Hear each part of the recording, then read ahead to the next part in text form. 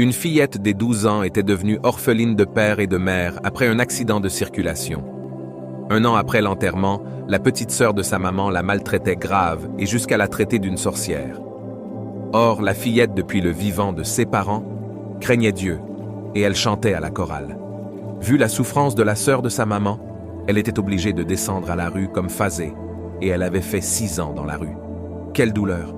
Elle faisait que pleurer durant toute sa vie et une nuit, elle pria Dieu en disant « Seigneur, il est écrit que tu es le père des orphelins, et pourquoi je souffre depuis tout ce temps dans la rue et tu ne fais rien pour moi? Qu'est-ce que mes parents t'avaient fait? Souviens-toi de moi quand j'étais chantre à la chorale, Seigneur. Où es-tu?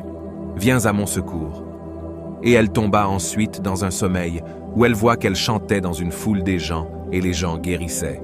2 ans après, il y avait eu une campagne d'évangélisation en plein air. Le pasteur américain qui prêchait, à la clôture de la campagne, parla au micro en disant « Dieu fera des choses aujourd'hui.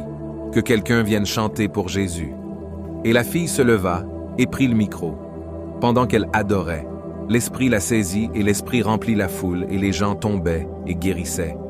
Or, le pasteur américain n'avait qu'un seul fils âgé de 23 ans qui était né aveugle. Malgré sa fortune, il ne trouvait pas de solution pour son fils, et pendant que la sœur adorait, l'Esprit la conduisit jusque-là où était l'aveugle, et en le touchant, l'aveugle recouvra la vue. Le pasteur s'agenouilla devant la fille, lui donna la clé de sa Jeep et remercia Dieu avec la foule qui était guérie pendant qu'elle adorait. Après, le pasteur l'amena aux USA, et plus tard, elle se maria avec le fils du pasteur et tous deux servirent Dieu. Les voies de Dieu sont impénétrables. Qu'il en soit ainsi pour toi. Si tu dis Amen et partages dans 5 groupes différents, que Dieu soit loué et béni.